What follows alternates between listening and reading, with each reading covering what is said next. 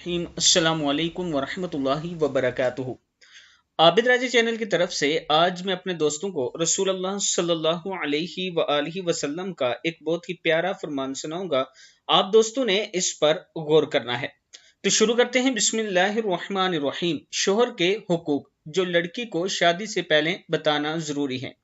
एक औरत सरकार दो आलम सल्लल्लाहु अलैहि वआलिहि वसल्लम की खिदमत में हाजिर हुई और अर्ज की, या रसूल अल्लाह सल्लल्लाहु अलैहि वआलिहि वसल्लम, मैं गैर शादीशुदा हूँ, अब शादी करना चाहती हूँ, मुझे शोहर के हुकूक बतला दीजिए।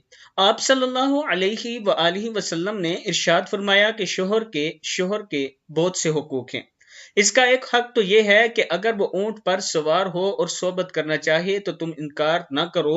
मतलब ये कि जिस वक्त भी और जिस हाल में भी वो इसकी ख्वाहिश करे तुम्हें इनकार नहीं करना चाहिए। एक हक ये है कि शोहर के घर की कोई चीज इसकी इजाजत के बगैर ना दो।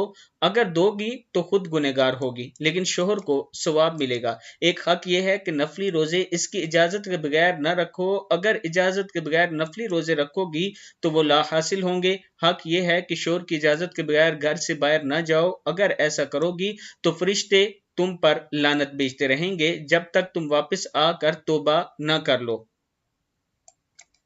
किताब का वाला ये नीचे मौजूद है और हजरत अबू हुरैरा रजी अल्लाह तआला अन्हु से रिवायत है।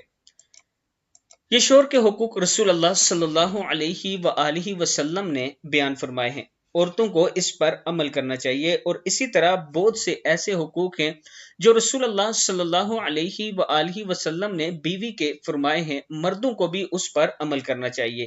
अस्सलामु अलैकुम वरहमतुल्लाहि वबरकातुहू।